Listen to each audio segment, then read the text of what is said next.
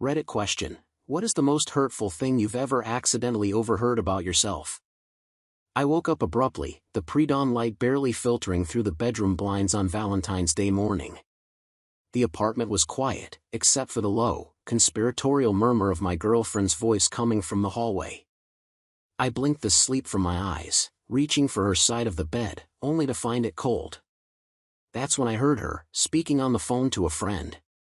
The words, delivered in a sharp, casual tone, hit me like a physical blow. She was telling her friend that she had never felt anything for me. She confessed that she had never found me attractive, not in the slightest, and had only agreed to date me, even going so far as to move in and share our lives, because she had simply felt an overwhelming wave of pity for me. The realization, sharp and cold on the day meant for romance, was crushing. Yeah, that news absolutely sucked. We moved homes constantly when I was a child.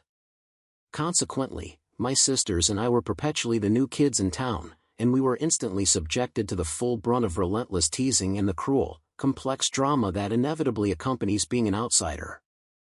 It was all so overwhelming, so endlessly stressful. One evening, the weight of it became too much to bear, and I broke down sobbing in my room just as it was time for bed, dreading the thought of having to face that cycle all over again the next morning.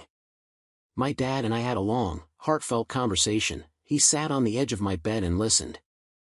I felt better afterward, genuinely loved, understood, and finally safe.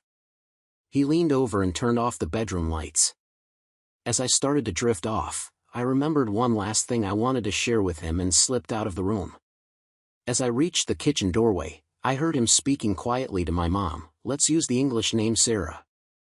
He sounded weary and deeply troubled, scoffing at the whole situation and mocking the fact that I was still a little boy crying over mean words in 3rd grade, concluding with a heavy sigh that I desperately needed to toughen up. Hearing that disbelief and dismissal from the one person I had trusted in that moment was utterly devastating. That conversation was the absolute last time I shed a tear in front of anyone. It's been more than 30 years since that night. I met a young woman who, one night, called me frantically around 2 a.m.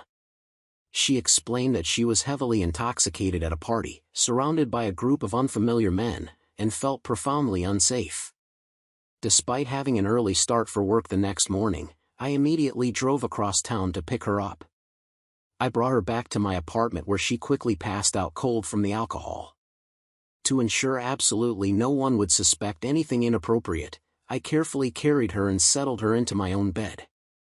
I intentionally left my personal set of room keys on the dresser with a note politely asking her to lock the apartment door on her way out while I was at work, and I quietly closed the door behind me, choosing to sleep uncomfortably on the living room sofa.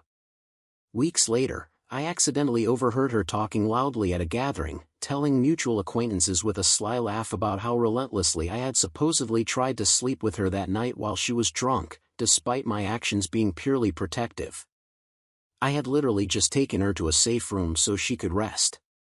After hearing that betrayal of trust, I cut off all contact with her instantly and permanently. When I was 14 years old, that pivotal age of desperate self-consciousness, I overheard a small, giggling group of girls at school. They were loudly discussing the elaborate fake Valentine's card they had all collectively sent to me as a cruel joke. I had spent days walking on air, talking about this beautiful gesture. The card itself was even proudly displayed on the mantelpiece at home. It was the very first piece of romantic correspondence I had ever received in my life. The realization that it was a staged mockery utterly shattered my young heart. It was a summer when I was a young child. My cousins and I were staying at my grandmother Eleanor's house for the week. I woke up one morning earlier than everyone else but remained motionless, feigning sleep, when I suddenly heard them talking animatedly in the next room. My cousins and grandmother Eleanor were speaking about me, critiquing how I looked, what I said, how I laughed, and various other aspects of my personality. Every single word I overheard was deeply incorrect, dismissive, and profoundly hurtful. In that raw, silent moment, the world shifted, and I understood. I could not trust these people with anything true about myself. I remember the tears silently tracing paths down my temples that morning as I continued to pretend I was asleep for what felt like an eternity.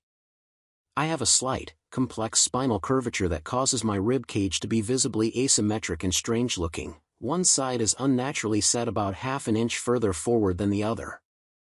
I was at the park with friends after school, just enjoying the sun and playing soccer. After I pulled off my shirt because of the heat, I distinctly heard the girls who were with us mutter among themselves how truly repugnant and abnormal my body looked. The long-term consequence is telling. 10 years later, I can count on the fingers of one hand the total number of people who have seen me without a shirt since that day.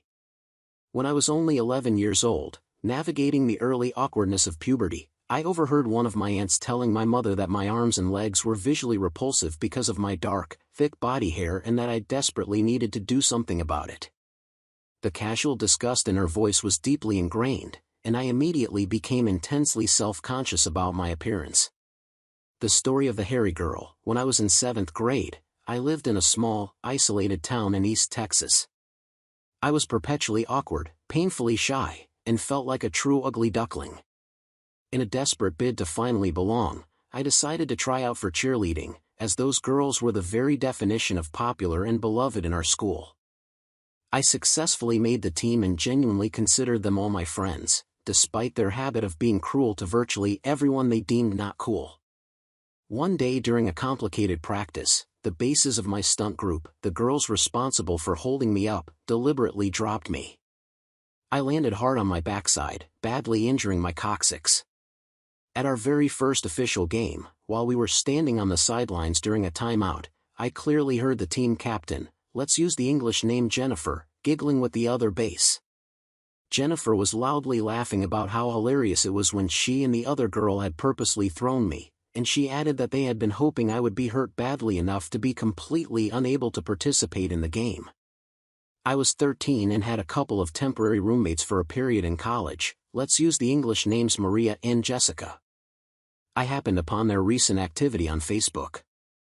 They had been making a series of posts about how bizarre, irritating, and utterly disrespectful I was as a person. Their reasoning, they wrote, was that I was enrolled in an 8:30 a.m. class and that only total weirdos do that, and that I made a ton of noise every single morning, constantly ruining their precious sleep. It was a profound blow because I had worked so hard to be completely unobtrusive. I would manually silence my alarm because I naturally woke up just before the scheduled time and turned it off before it ever had a chance to ring. I meticulously changed my clothes only in the bathroom, tiptoed silently everywhere, and was so cautious I didn't even eat or unpack my backpack fully in the room, all because I desperately wanted to be quiet. As far as I could tell, neither of them had ever woken up on any of those mornings, and they had certainly never once mentioned their complaints to my face. I was inadvertently copied on an internal email thread. This thread contained a preceding conversation among a group of 5 people I truly believed were my absolute closest friends for 3 years during school. One message contained the casual, brutal question, why do we keep hanging out with that guy? He just keeps showing up. Surely he's figured out by now that we genuinely don't like him. It's actually kind of pathetic. I was absolutely devastated, completely and utterly wrecked. Damn the world for being so cruel. That said, in a strange, life-changing way, it was truly the best thing that could have happened to me. It fueled me. It convinced me to completely cut ties with everyone I knew, dedicate myself to getting physically fit, relocate to a new city where no one knew my past, and fully explore hobbies and passions that I genuinely enjoyed. That moment stands as one of the definitive turning points that reshaped me into the person I am today. I am still processing the profound psychological fallout. I still wrestle with significant issues of trust. Fortunately, I am doing so much better now. I used to suffer from such crippling social anxiety that simply speaking to a group of people would physically make me vomit, but I can honestly say I am happier and more at peace now than I have ever been before. Frankly, to hell with all those mean-spirited people, but I came out of it all okay. When I was just 9 years old, my dad walked out. I distinctly overheard him say that his leaving was my fault, because he fundamentally did not want to have children, and he never once looked back. I have not seen him since that day. Compounding the pain, he immediately started an entirely new family with someone else. That knowledge and pain still affects the choices I make and the way I feel about myself to this very day. I was hanging out with my girlfriend, another guy, let's use the English name Noah, and a girl, let's use the English name Emma, who was a friend of ours. Noah and Emma weren't dating, but Emma clearly liked Noah, so I figured the two girls had planned this small group get-together to play matchmaker. After a while, Noah left. I don't recall the specific reason he had to go. So, it was just myself, my girlfriend, and our friend Emma. Well, a few minutes pass in uncomfortable silence, and suddenly, I receive a text message notification.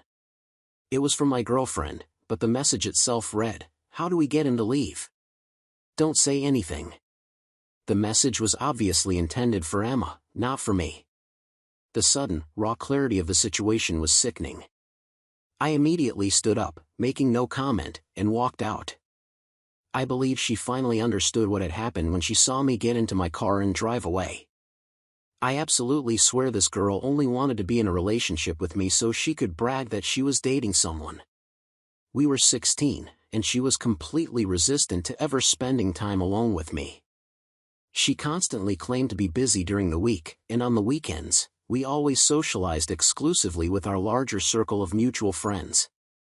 However, it was my very first relationship, and my self-esteem was non-existent, so I allowed this shallow situation to continue for far too long. To add insult to injury, she actually managed to make me feel like I was the absolute jerk when I finally summoned the courage to break up with her. My life significantly improved as I progressed through high school, but the memory of that hurt lingered. I was accidentally copied into an extended corporate email chain. Buried roughly 10 messages deep in the thread, one of my colleagues, someone I genuinely believed I had a good working relationship with, had casually and brutally described me as a complete idiot, going on to suggest to the other recipients that they should actively avoid including me in the complex situation they were currently debating. I had always thought we got along professionally and personally. The discovery utterly blindsided me and severely damaged my confidence in the workplace.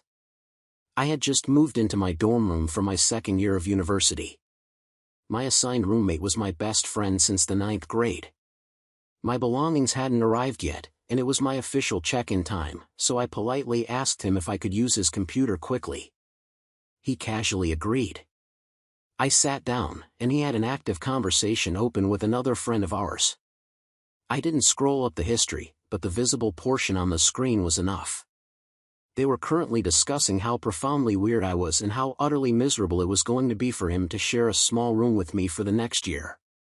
I quickly closed the window without a word so he wouldn't realize I had seen it.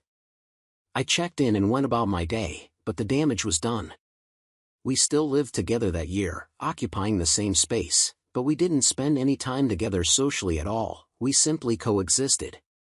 I never asked him to hang out as friends again, he never asked me. The day we moved out of that dorm room was the last time we ever exchanged words.